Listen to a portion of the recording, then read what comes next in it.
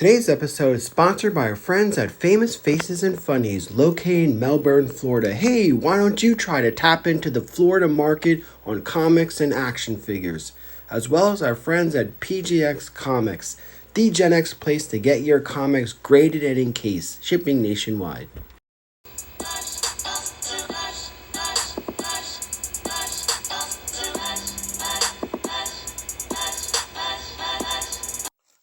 Hello and welcome to a very scary and ghouly episode of Codename New to Vera 2. Hi, I'm your presenter, Shabu, are you? Well, I decided that since we're getting back into covering not only the GIJoe comics, but also doing unboxing episodes featuring our sponsor, PGX Grading Services. What better way than to look at some Halloween-esque themed comic books that we have graded thanks to our friends at PGX. And while we're doing that, in the background, The House of the Dead Part 2 on the Sega Dreamcast. We will do a late night episode on that coming up probably right after this episode, as well as look at GIJoe issue 155 and a half with the new Skybound Image GIJoe resuming with GIJoe issue number 301. I decided to let's take a look back at the beginning of the IDW run of GIJoe with that issue, and we're going to end with issue 300. Now, my regulars know that we've been covering GIJoe since 2014, 2015. Basically, the Death of Snake Eyes saga. So there was a couple issues before that I never got to, but I strategically waited for this. And if my regulars also can attest that I never did a recap of issue 300. Why? Because of this. I wanted to wait with all of the bandwagon GIJoe guys jumping in and kind of flooding it when issue 300 came out. I decided to, hey, let's take a break and let's refresh everybody's memories once GIJoe issue 301 hits newsstands, and we're about to see that happening. So we're going to look at 155 and a half as well as issue 300 coming up in the next week. But for now, let's get in the true spirit of Halloween, my favorite holiday of the year. I've already been to a whole bunch of haunted houses, Halloween horror nights for 2 nights with my family. So I am all Halloween up. And I'm wearing my Elvira t-shirt, because we all know she is still the queen of Halloween. So here we go, looking at iconic horror-themed comics. As we do with all of our graded unboxings, we like to start things off on a high note and also end on a high note. So we're going to start off looking at my favorite non-superhero, good guy, or like the best anti-hero I think that there is. One of my favorites of all time since I was a kid. My regulars can attest to this, and I'm talking about Ghost Rider. Yes, that's right. This is Ghost Rider issue number 1 that came out in 1990. A new Ghost Rider has the spirit of vengeance, Danny Ketch. No longer is it Johnny Storm, who has his own separate agenda, so to speak, during this time.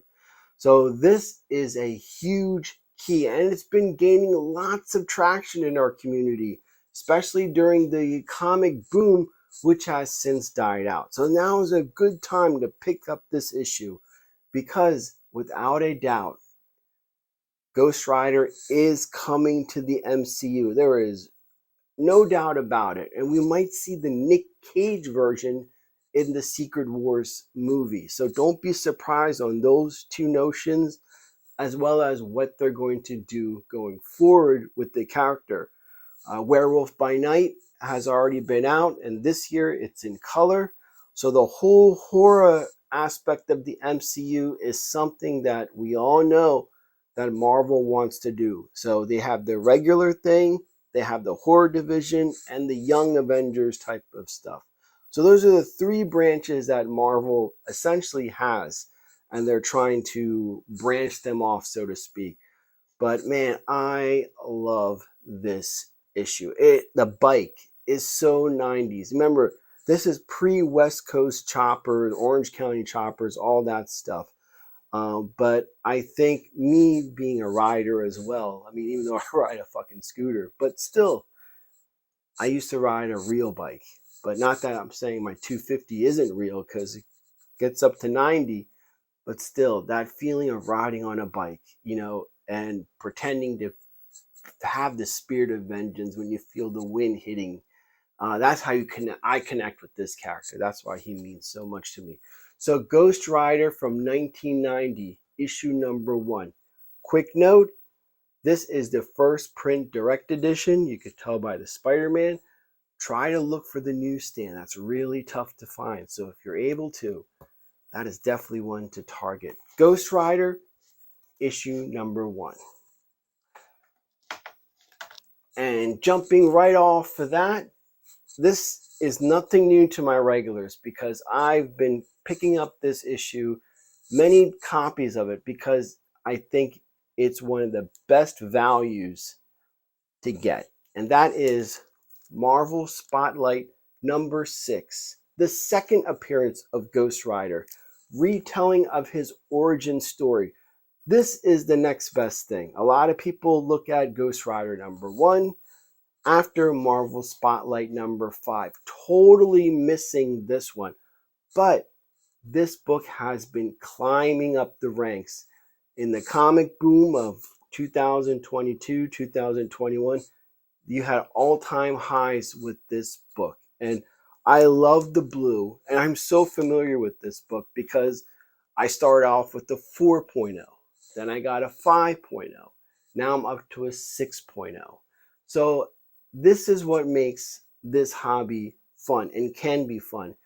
Don't be afraid to start off on a low-grade book, especially on key issues, and slowly build up. Yeah, you could get everything in one shot, but that's what the fun is all about, is finding a better version of a book that you like and then passing off one to another collector who will enjoy it just as much. You did all the work, so you get a little bit of coin as well as upgrade in your own personal collection. It's a win-win all around. So I think this has been a very, very productive book for me, as well as being a favorite. Marvel Spotlight number 6. Watch out for the back cover. These old 70s, because this book came out in 1972. So those, especially those 70s of Bronze Age, if they have a white background, pay close attention to those, because this thing really took me down because of the, I guess, off-white color. But that's okay. The cover looks absolutely phenomenal. I don't think I could do any better than that. This thing I proudly displayed in my personal collection. So again, Marvel Spotlight number 6. Alrighty, so since we're talking about Werewolf by Night and the new colored version for 2023, we should feature the real star of that show, and it was none other than the Man-Thing. That's right, Man-Thing totally stole Werewolf by Night, and people were falling in love with this guy and wanting to know more about him. Well, his first solo appearance is actually Adventures into Fear number 10 that came out in 1972. Again, this channel, we try to find the next best thing, the best overall value, the best overall value and fun when collecting, that it is obtainable for everyone. So you don't have to focus in on 9.8s and all that CGC only nonsense. If you're a real fan, then it is doable, definitely doable. You just have to be smart about it. And that's why this channel excels, is that we do that.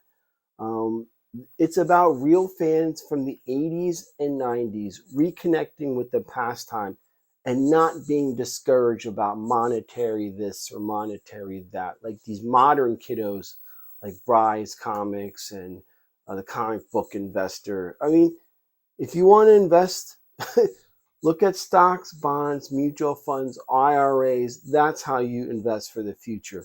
Now, if you want to expand your portfolio and add some tangible goods on it, that's where these may be helpful in your overall portfolio. Don't put all your eggs in one basket, right? All right. Anyway, all that shit aside, this is a fun book and this is a fun series because now the Bronze Age horror is trending high. Remember back in the day, these books, especially the horror or houses of mystery that DC had, they were like in the value bins, but suddenly they reemerged and assumed their proper place because a lot of the famous artists worked on these titles, especially this one. You had Don Heck, Jack Katz, Howard Chalkin. I mean, and then over on when we look at the Dracula, Gene Collin, Mark Wolfman, so many key writers and artists put in their time, blood, sweat, and tears into the 70s horror run. So don't overlook them. They are starting to catch on fire. And they're fun as hell to collect. Not only during the Halloween season, but hey, maybe around Christmas time when the whole things die down, make note of these things I'm showing you. And maybe you want to add them to your personal collection. But this cover, I mean, this screams 70s Bronze Age horror to me. And it fits in when we look at the Dracula Tomb of Dracula series, how this title, how the layout, everything kind of uniformly fits. And that's what makes collecting these even more fun, is that it just captures a time period as well. So, Adventure into Fear, issue number 10. First solo of Man-Thing. First time Man-Thing's name appears on the title. Alrighty, so we're going to get this out of the way because it fits in, but it doesn't fit in. And I'm talking about the issue that started it all. Tomb of Dracula, issue number 1. This is, of course, the facsimile edition, but I don't want, like we talk about in this channel all the time, with Marvel and DC releasing facsimiles of iconic issues, don't be afraid. Pick those up because the bottom line is comics are made to be held in your hand and enjoyed. That's the whole essence. And why I'm doing this is for us Gen Xers to take a minute in our busy days to reflect on some innocent times when these things were just our separation from growing up and provide us a little trip into a totally different world.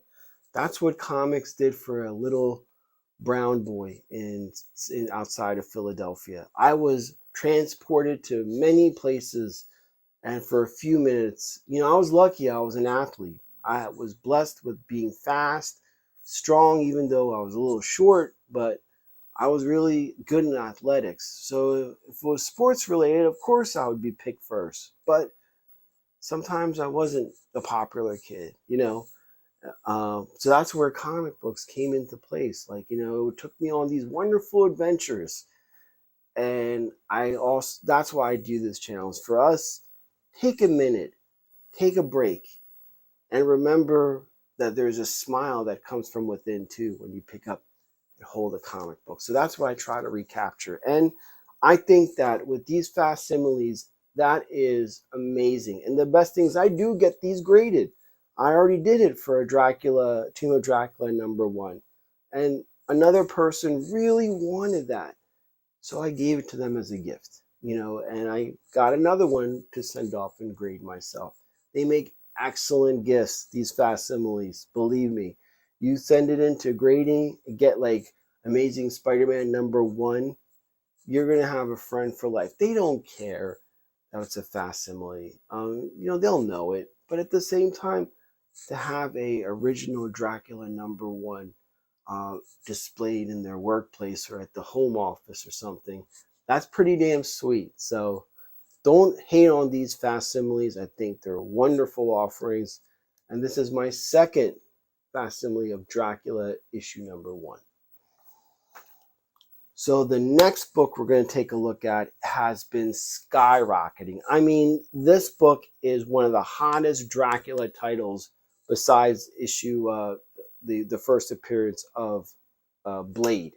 So aside from that, there's been a lot of spec that Dracula's daughter, Lilith, will be the bad in the Blade movie. I mean, there's been 2 scripts and a lot of hirings from IMDb that is pointing towards Lilith to be a major player in that horror realm of the MCU that I just spoke about.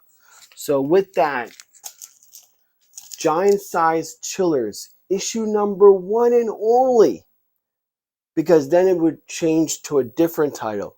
It will become Giant-Sized Dracula. So this is a 1 of 1 and a first appearance of Lilith. And this book has tripled in value. Even though this is a 4.0, this book has already well over $300 because a 9.8 is in the thousands already. But again, the 70s horror books, a lot of them come pretty much like how this one. But this one, I was so happy, and thanks to our good friends at Sun City Comics, who were able to put this aside for me because they knew I was a big fan of Dracula. So it's also, karma is good when you're good to people and people look out for you. And I really cannot underestimate that. What you put out into the world is what you will get in return. And I am very grateful that I was hooked up with this issue. There was no way, especially if you look at now, this 4.0's price, I would not pay that much. I mean, I could, but then again, I'd feel like absolute shit for doing that. Plus, I'll be sleeping on the couch or something. But anyway, I think it's kind of cool that I was able to pick this book. And then watch it spike up on all the trending lists. So that's what makes it even more fun. When you get it before the spike happens. So they'd be like, oh, yeah, I knew about that. Yeah, I got that, you know?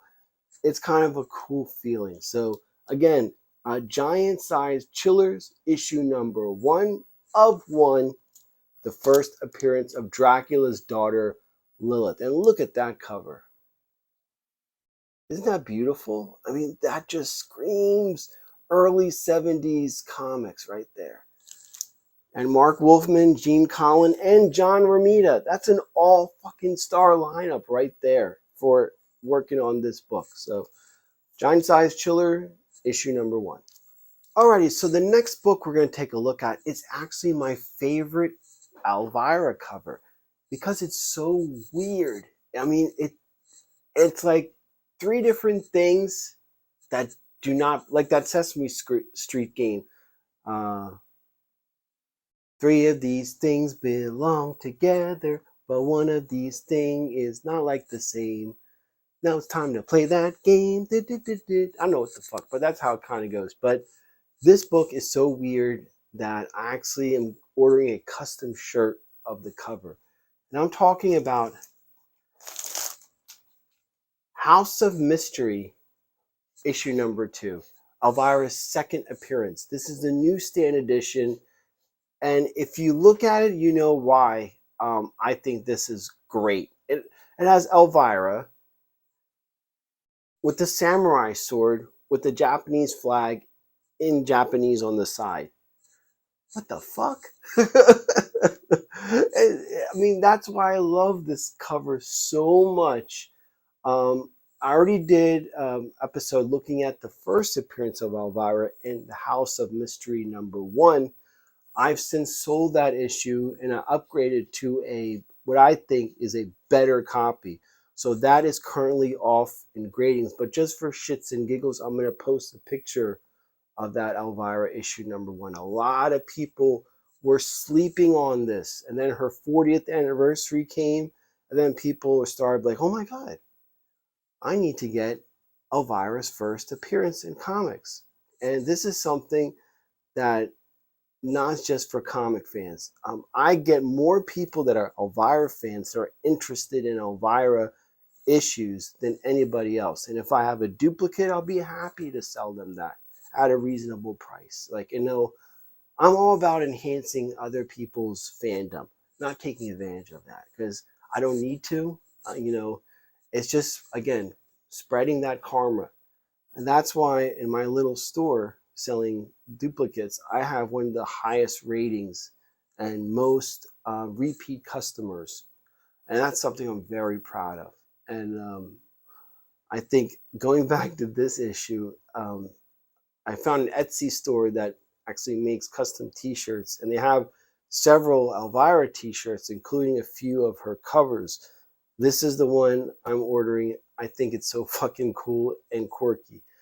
The stories in these are rubbish. If you read House of Mystery 1 or this one, the whole series, they're complete zany. They're almost one step below the Marvel Star Wars storylines. So they're zany, they're weird, they don't make sense, but that's the beauty of them. And I think when you two dive into Elvira's comic world, you'll find that to be the case. So Elvira, House of Mystery, issue number 2 with the samurai cover. This is a newsstand edition with white. So for this to get an 8.0 is a fucking miracle. Let me tell you that. This has 2 strikes against it, that white cover and 1970s paper. So to get an 8.0 on this, I'm absolutely ecstatic. And this looks beautiful in my little Elvira section in the retro room. Alrighty, so we're going to jump back into the world of Tomb of Dracula. I already showed the facsimile of issue number 1 and how it's kind of, expensive for high grades. I might end up getting a low grade somewhere down the line of that issue 1, but we're going to start off with a book that often gets overlooked in the Dracula series, and that is Tomb of Dracula issue number 2, which is gaining a lot of traction because, once again, that trickle-down effect. A lot of people who cannot afford issue number 1 go for the next best thing, and that would be the Tomb of Dracula's second appearance, and that would be issue number 2. Kind of weird because the continuity is all over the place. They really didn't have a structured layout for the series until probably about issue 6 and 7, that the Tomb of Dracula, once Gene Colan and who's the writer? Yeah, Archie Goodwin and Gene Colan. Once that team kind of like established themselves, this series really takes off. And I would highly recommend watching our good friend Comic Tropes episode on Gene Colan. Chris is amazing, and he will provide so much detail as to why you should not overlook Gene Colan's contribution in the comic world. And I think the Tomb of Dracula issue number 2 is an excellent read. It's very interesting. I think it's a very worthy number 2. Yeah, there's a little bit of retconning and, so to speak, so close to being issue number 1, but get all that shit out of the head. Just look at it for what it is. And it is truly the next best thing. I think that, like I said, do not overlook that, because that's what I tried as a former auditor and someone who does analytics or did it for a long time. I always try to find what is the most fun, will provide the best value, and which will be a good investment to leave behind once we kick the bucket, because these things are tangible, they are liquid, and you'll have a better time your family will have an easier time offloading them, should they choose to do so. But yeah, this is a phenomenal, often overlooked book that you should definitely put on your radar and pick, because it is a very good alternative to issue number 1. So the next book we're going to take a look at is my favorite Elvira photo of all time. And I'll tell you why I love it so much. But we're talking about Elvira in Horrorland issue number 2. wearing her sheer body stocking. I think I love this photo. I think it's very, very elegant while being sexy all at the same time. It is everything in a nice package. All black is tough, so I'm glad that this went straight to the grading company before I even did anything with it, because all black covers, like all white covers, are very difficult to secure in a high grade. And this being a 9.8, I was shocked. So nice to see that, because you see all of these. I don't really have that many 9.8, so when I do get one, it's like, wow. And what I've learned is that 9.8 is a tough grade to get, whether it be magazines, especially magazines, but in comics it is tough. And that's why books command a premium when they're at 9.6, 9.8, because it is really that tough. You got to remember also, I mean, not that this applies to this or any modern book, but back in the 60s, 50s, 60s, 70s, 80s, and yeah, up until the late 80s, comics were a disposable commodity. They were served to provide enjoyment and then promptly disposed of. So there was little as far as Q&A quality control at these distribution centers where all of these comics were printed. You got to keep that in mind. Where baseball cards, yes, from a very, in the 80s, even the 70s, in the 80s and 90s, the quality control emphasis was highly, or their policies and procedures were highly executed for the fact that they knew that there was a monetary value associated with this product. But again, now with comics, that is being implemented. But you got to take yourself back to the 60s, 70s, and 80s. No such quality control was implemented. So, that's what I said with the other Elvira. Getting it not 8.0 on that all white cover was a fucking miracle.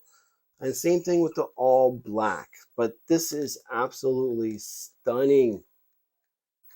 Get the glare out of there. All right. And it's so good that I had, and my regulars know about this, I had PGX experiment, and I sent in this issue of Femme Fatale with the same photo. So I kind of, I'm friends with Danny, the president of EGS, and I said, this is something you need to get involved in, because right now only PGX is like the only company that's grading magazines. So this is advantageous. So they sent me this prototype just to, fuck around with, and just basically to have on display, really. But it has Elvira in that amazing photo. And again, doesn't what's better than two of this? And I have I love stockings. I think they're fantastic. So this is a wonderful done photo, and I think you guys should agree if you're a red-blooded male like me.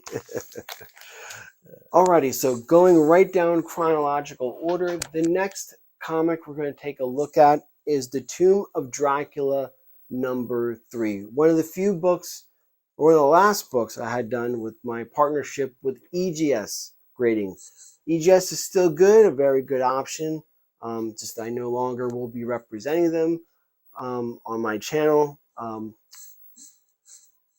think it's best, they enjoyed, what's that guy's name? The comic bodybuilder guy. I forgot his name, but and also Journo's comics. I mean, if those are his boys, great. I wish him nothing but success and happiness. But to be treated when I'm doing this for free, I'm still paying the guy, and to be yelled at that PGX's videos appeared before his, when I'm doing this out of the goodness of my heart. I didn't like being that. I mean, I do all of this to help the fans, to make sure there's a level playing field with the graders. I don't get a dime, and I do this out of love of the hobby and my commitment to the viewers out there. So to be, oh, why did he get placed first before mine, I thought was very sad. So I think it's best that wish him well, politely, and there's nothing wrong with EGS. I think they do. They look at this. This is beautiful. This custom label. But right now we're taking a break from them and sticking solely with PGX. So that's the skinny with my whole. I know some of you have asked me about that. So I wanted to address that right on, right off. But look at this custom label. Look at that. Tomb of Dracula number 3, 7.5. This is the third time I picked up this issue and upgraded to a 7.5. Started off at a 4, then we got a 6, and now we got the 7.5. And I think I'm good with that. Like I said, all those variables come into play, the color of the cover, paper quality of the 70s. You have to factor all of that. And I think that I'm content with this grade. I think it's wonderful, presents well, looks amazing. And like with all EGS, it comes with a certificate of authenticity, which I think is one of the best features with EGS, because you could see why your book got this grade versus that grade. And it's all in writing. Us Gen Xers, we love tangible shit that you can hold and see. There's no code, no chasing. This is included with the covering, so it's all a nice package. This issue is important because, again, more of that Blade movie speculation as far as key characters that are said to be appearing in that movie. I'm talking about first Taj Nidal. He's one of the antagonists, as well as Rachel Van Helsing. Her first appearance are all in Tomb of Dracula issue number 3. This is a very important issue to pick up in the Tomb of Dracula mythos. So don't sleep on this one. There's a lot of potential growth and news with the horror aspect, with the MCU aspect. So that's why I'm presenting these to you, so you can make note of, put aside for later down the road, but not too late. All right, so the next book we're going to take a look at is my second favorite Elvira photo. And I'm talking about the one when she's kind of laying on the macabre mobile. I think this is a wonderful photo. I've always loved this because it actually focuses in on her legs. I think, what is her saying? I'm not just a great set of I'm not just a great set of hooters, I'm also have a nice set of legs. Something like that. Something cheesy like that, as her typical Elvira quirkiness. But this is one of those covers, I'm sorry, with the glare and all. I'll try to put up a photo next to it. Oh, this glare. This is the old EGS slab, which was basically a skin that was customized. These were good for hanging.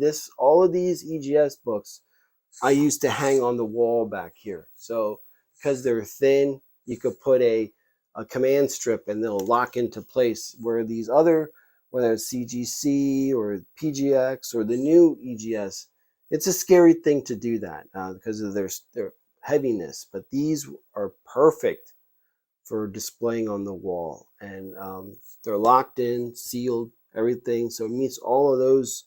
Remember, these are all Overstreet compliant. These can and will be used at auction houses like Heritage and Prestige or the Golden or whatever. So they are recognized and will be accepted because they have all these guidelines. EGS, PGX meet the same guidelines as CGC does. So this is one of those covers that I think often, the glare is terrible on this. One of those covers that often gets overlooked, but it is beautiful. Look at that. So this is Mistress of the Dark, the new recent one that came out in 2018. We've had Elvira meets Vincent Price, which is hilarious. We'll look at that in a second. Adventures of Horror, Elvira in Horrorland, and of course it all started off with Mistress of the Dark, where she's being chased by Vlad the Impaler. Yes, Dracula himself is chasing Elvira through the course of human history. A lot of hijinks, and we already had David Avallone, the writer, graciously do a Q&A session with us. So check those episodes out. Mistress of the Dark, issue number 2. Okay, so the next series of books I want to throw out there just to break up things a little bit and also to refocus on a particular character that I think has gone in a totally different direction from his original intention. And I'm talking about none other than Venom. So this is Todd McFarlane's Venom. And this is his first cover appearance in Amazing Spider-Man issue 316. And at this point, Venom is a psychotic, crazy killer. I mean, hell-bent on revenge. Very scary. He wasn't the goofball he turned out to be later on. So that Venom, I think, was an imposing and terrifying character to deal with. So I think that he rightfully belongs in this category as well. Again, another newsstand edition. This one got a 6. But again, remember, with the newsstand edition, I think that this is a win. And this has been climbing, like, as far as value is concerned. After Amazing Spider-Man 300, that iconic issue, this is the next best thing. And it's been gaining a lot of tractions because of being Venom's first cover appearance. And that actually segues into what I think is the real scary out of this kind of side dip into Venom, and that is the Amazing Spider-Man issue number 346. This was another EGS books, and one of the reasons why I'm not keen on working with EGS going forward. This one got a 5.5. I don't think that it rightfully deserved that grade, since I've been doing this since 2015, and I figured I have a kind of a good grasp as far as grading how should. I mean, again, I'm going back to my former experience as a government auditor. There's a set usually of procedures that are in place, and I highly differentiated with what I was getting. I come to find that the mood that the grader was in often dictated the grade that I would get. So this should not be a 5.5. I think this should have been closer to an 8.5. You know, again, following the whole schematics, the pyramid that they follow, the Overstreet guidelines, I would give this an 8 point. But let's get that out of the side. The fact that this cover has Spider-Man in the lenses, dreading being eaten alive by Venom, fully captures the essence of what this episode is about. You see him with that slimy saliva that he would secrete. He is starting to go into the goofy aspect of it by the end of this issue. I think this is the transition that I was talking about between the goofiness that Venom would eventually be for a good amount of time in the 90s to his original intentions of what he was. I think by the end, like, a 346 is the pivot of that. So with that aside, I think this is definitely a scary cover, iconic 90s cover. This came out in 1991. So again, this definitely makes our list. And piggybacking off of that, the issue right after that, 346. Again, a devoured skull of Spider-Man who has been eaten by Venom, supposedly. I regurgitated all of those horror elements that are entwined with this character in the beginning are fully on display here, in these, especially in these two covers. And I wanted to point that out and give a special nod to that. The original Venom was a scary, terrifying thing for Spider-Man, and a cause of a lot of long nights of no sleep worrying about this guy. And I think that this was the end of that versus what would he eventually be. So 346 and 347 as well as 316 are definitely the next best things to pick up when it comes to key for Venom. So we're going to wrap up the Elvira section with 2 issues that I think that are really cool. Again, if you guys have noticed, I've been collecting the photo variants to all of these new Dynamite series that are being offered as we speak right now. The next one, as I mentioned, is Elvira meets Vincent Price. I love this cover. I think this is another excellent photograph cover showing all of Elvira's wonderful, vivacious curves and all of her beautiful splendor. I think that this is a great cover. Not one that's really popular as when you look through her catalog and stuff, but nonetheless, I think it's beautiful. It showcases her legs and crossing that thing, and you got a nice shot here, especially the cloud, the fog in the background and stuff. And this was a wonderful series to read. Elvira meets Vincent Price. I love David Avalone hit this entire series out of the park.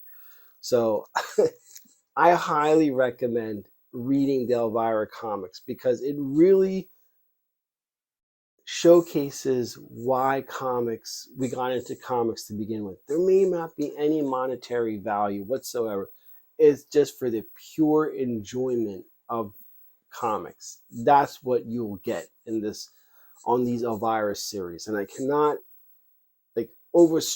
stress that enough, that everything good about comics is in we're in these Elvira series, and they're still going on by David Avalone. I've never met a writer, when you read the bubbles, the dialogue, that it makes you feel like, yeah, that's what she's actually saying. So that's a nod to him as a writer. And the next book is our last EGS graded book, is Elvira in Horrorland #1. Again, an all white cover. To get a 9.4 and the custom Elvira label that was attached to this one is definitely a home run. I love this cover. I think it's beautiful. It's not in her traditional outfit, so to speak. It's another one of her outfits. And I think this is one of those beautiful. This book gets a lot of head turns when it's on display. I usually rotate them. So this one definitely gets a lot of head turns and people looking into it a little bit closer. You could see that lean into it. So they really appreciate this one a lot. And I think it's, again, another photo that's it's not one of the popular photos. So they're really diving into the archives for these photo variant covers. I really appreciate that. And, this is definitely a book that I really love a lot. Alrighty, again, just to break up things a little bit, but I think these are one of the scary GIJoe covers. These books are not yet graded, even though I have about 1/4 of the GIJoe run already graded.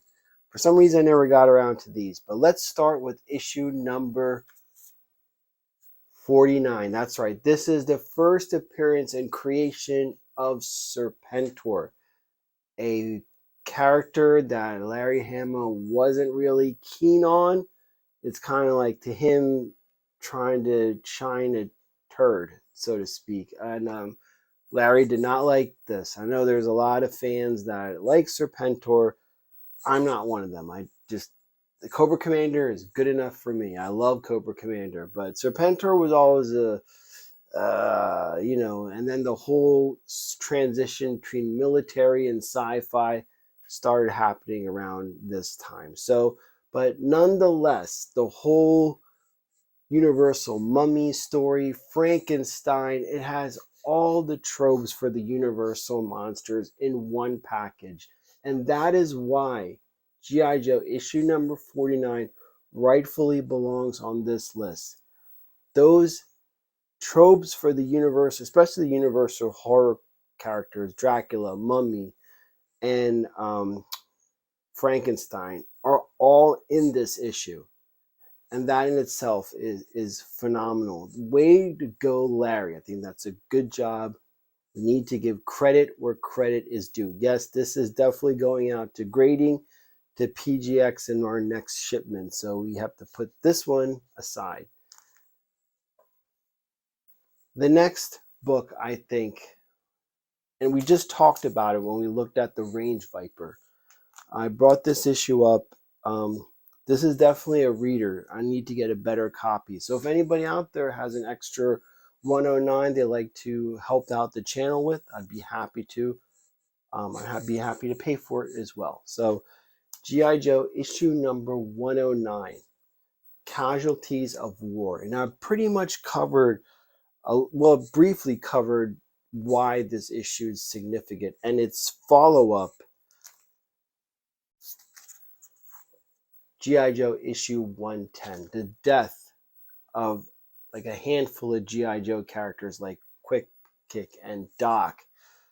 The going back to that time when you read the pages, the shock that these beloved characters, because Quick Kick had a following in the Sunbow series as well as in the comic, well, not so much in the comics, but he was very much featured in the Sunbow. And when he died, that was like Bruce Lee or the Karate Kid. You remember, this is the 90s, the 80s. So karate was, people were going crazy about anything with Kung Fu and karate. So to off Quick Kick like that was definitely shocking. And how the Saw Viper went about it so cold, like enjoying it. And like I said in that episode, that G.I. Joe never hid from the reality of war. War is nothing to be celebrated. It's not glamorous. It's not macho. It is a terrible thing.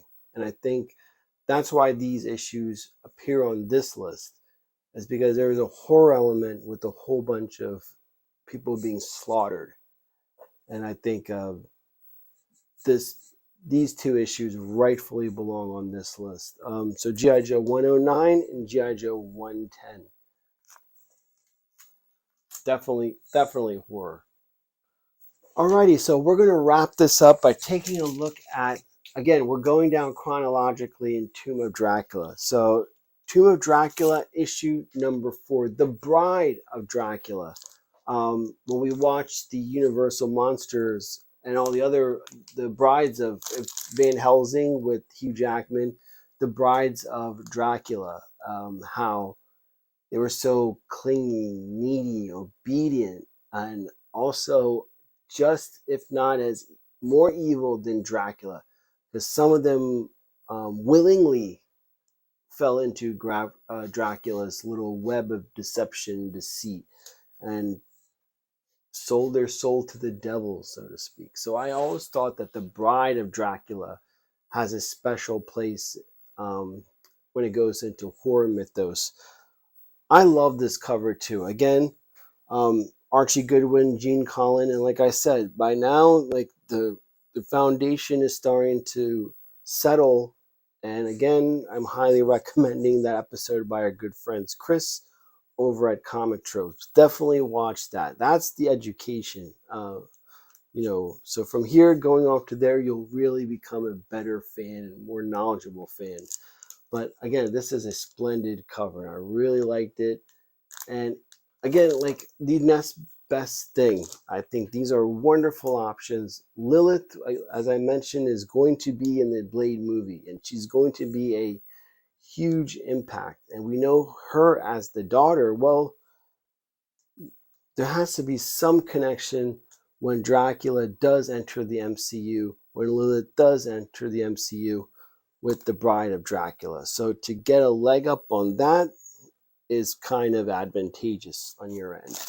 So we'll put that aside. The next issues, we'll do them together because they're sandwiched into the important issue that everybody goes after when they start collecting Tomb of Dracula. Tomb of Dracula number 11. Again, the storyline itself and this part of the whole mythos is very intriguing and a lot of fun to read. So don't be shy with that.